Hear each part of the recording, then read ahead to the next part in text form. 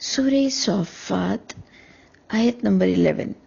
اعوذ باللہ من الشیطان الرجیم، بسم اللہ الرحمن الرحیم۔ ہم نے پچھلی 10 آیتوں میں دیکھا کہ تمام مخلوقات کا اللہ ایک ہی ہے، معبود تمہارا ایک معبود ہے، اور شیطانیت کے بارے میں آپ کو بتایا گیا کہ انہیں کوئی اتنے فری ہینڈز نہیں دیے گئے ہیں شیطانوں کو کہ وہ آپ کا کچھ بگاڑ سکیں۔ اگر آپ کی ذات ایمان والی ہو، اللہ کی رحمت ہو آپ پر، اور اللہ کی رحمت کے مستحق، اس کے فضل کے مستحق، جو کہ اللہ کے قانون کو توڑتے نہیں ہیں، تو اس لیے ہمیں بہت بے خوفی دی گئی ہے ان جناتوں کے بارے میں کہ یہ کچھ بھی نہیں کر سکتے ہیں اور اللہ کی حفاظت ہوتی ہے۔ آیت نمبر 11 سے ہم دیکھتے ہیں کہ اللہ فرماتے ہیں فَاسْتَفْتِهِمْ، فتویٰ لو ان سے، پوچھ لو ان سے، اہم اشد خلقا، کیا یہ بہت سخت ہیں بناوٹ میں؟ جو اللہ نے مخلوق بنایا ہے تو کیا یہ بہت سخت ہیں، یا جسے ہم نے مٹی سے بنایا ہے وہ بہت سخت ہیں؟ تو بات اگر ہم کنکلیوڈ کریں، اس آیت کو کمپلیٹ کرنے سے پہلے ہی اگر ہم ایک بات یہ سمجھ لیں کہ اللہ تعالیٰ نے کلیئر فرمایا ہے قرآن میں جگہ جگہ کہ جو ایمان والا ہے اس کے اندر بڑی طاقت ہے، کیونکہ وہ اللہ کی حفاظت میں ہوتا ہے۔ اللہ فرماتے ہیں پوچھو ان سے کون زیادہ سخت ہے، یا جسے ہم نے امن خلقنا، جسے ہم نے پیدا کیا۔ کس کی طرف اشارہ ہے؟ انسان کی طرف جو مٹی سے پیدا ہوا۔ پروردگار فرماتے ہیں انا خلقناہم من طین لازب، بے شک ہم نے پیدا کیا ان انسانوں کو مٹی سے جو کہ لیسدار تھی۔ یعنی انسان کو بھی تکبر سے اللہ بچا رہے کہ اے انسان تو اتنا گھمنڈ کیوں کرتا ہے، تو بھی ایک لیسدار مٹی سے پیدا ہوا ہے۔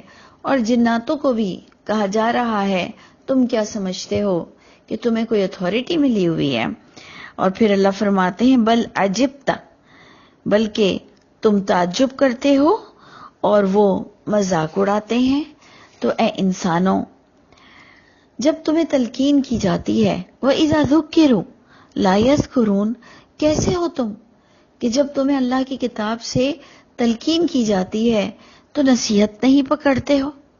وَإِذَا رَأَوْا آیَةً، اور جب بھی کوئی اللہ کی نشانیاں آیتیں دیکھتے ہو یستسخرون، مذاق میں اڑا دیتے ہو۔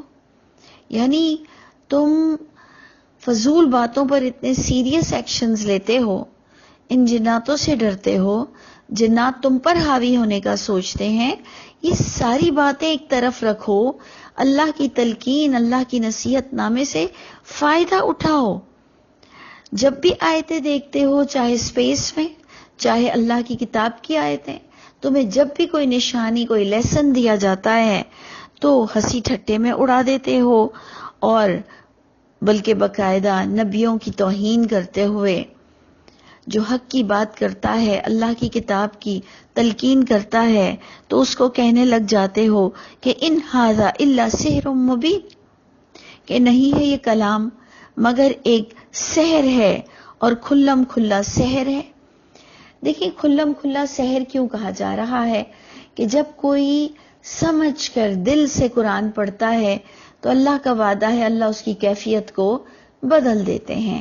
آج رونا تو اس بات کا ہے کہ ہماری جنریشن بغیر سمجھے قرآن، ختم القرآن پہ ختم القرآن کرتی ہے، یا پھر کئی قاریوں کی آواز میں کھو چکی ہے، بغیر سمجھے ان کے آواز سنتی ہے اور کہتی ہے کتنا خوبصورت پڑھتے ہیں، کتنا خوبصورت تلاوت ہے، لیکن وہ تلاوت میں کیا کہہ رہے ہوتے ہیں انسان کو پتہ ہی نہیں۔ کتنا ناقدرہ ہے، کتنا ناشکرہ ہے کہ اللہ فرماتے ہیں کہ جب اسے تلقین کی جائے اور جس پر قرآن کا اثر ہو تو لوگ ان کو کہہ دیتے ہیں کہ یہ جی برین واش کر رہا ہے، یہ سحر ہے کھلم کھلا۔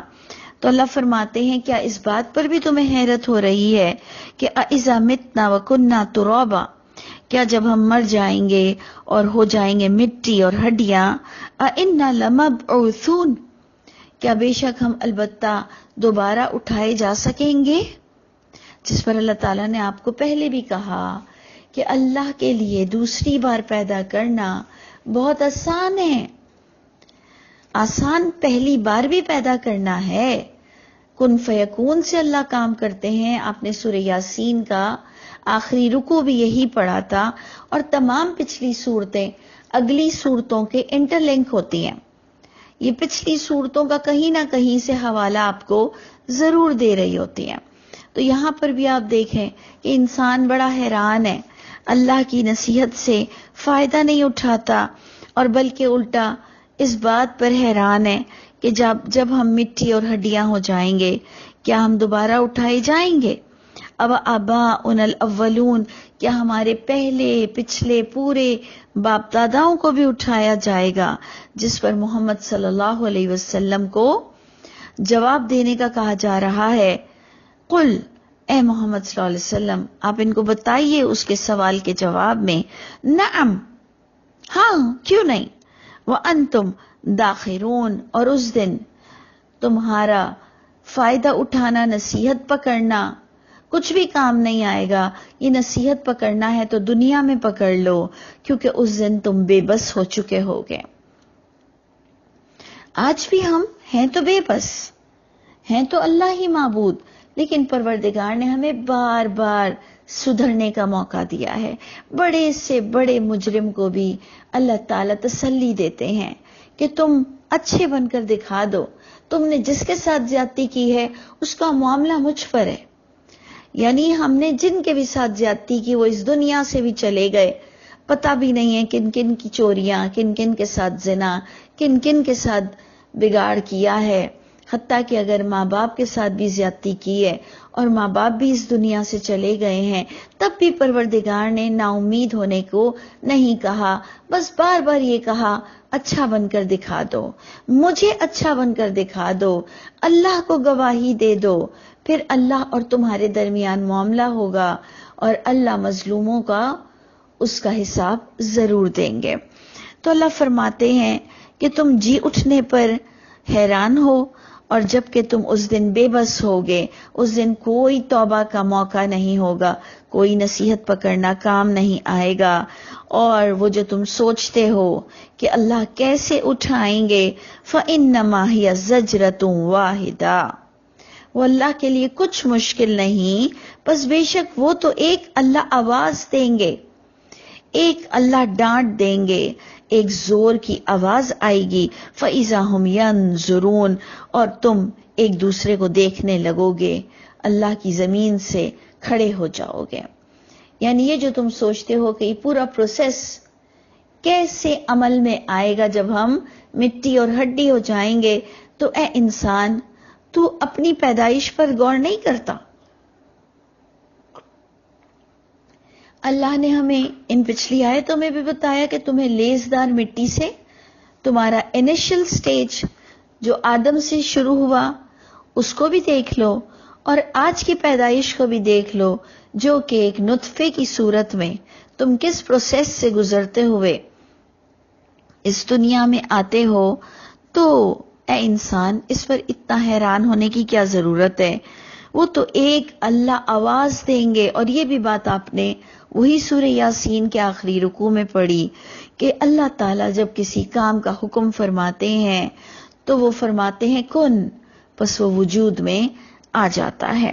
تو جناب اللہ تعالیٰ نے فرمایا کہ یہ وہ دن ہوگا، وقالو، کہ انسان گڑ گڑاتے ہوئے اپنی کوتاہی پر افسوس کرتے ہوئے کہے گا، یا ویلنا، اے ہلاکت ہماری، اے بربادی ہماری، ھذا یوم الدین، یہ جو قیامت کا دن آ چکا ہے، یہ جو دین کے فیصلے کا دن آ چکا ہے۔ دیکھیں دنیا میں یوم الدین نہیں ہے، دنیا میں دین پر چلنے کا حکم آ رہا ہے، لیکن قیامت کے دن دین کی باتوں پر فیصلہ کر دیا جائے گا کہ کس نے اپنا من گھڑت دین، کس نے اللہ رسول پہ کتنا جھوٹ بولا، کس نے اس دین سے غفلت برتی، سب دھر لیے جائیں گے۔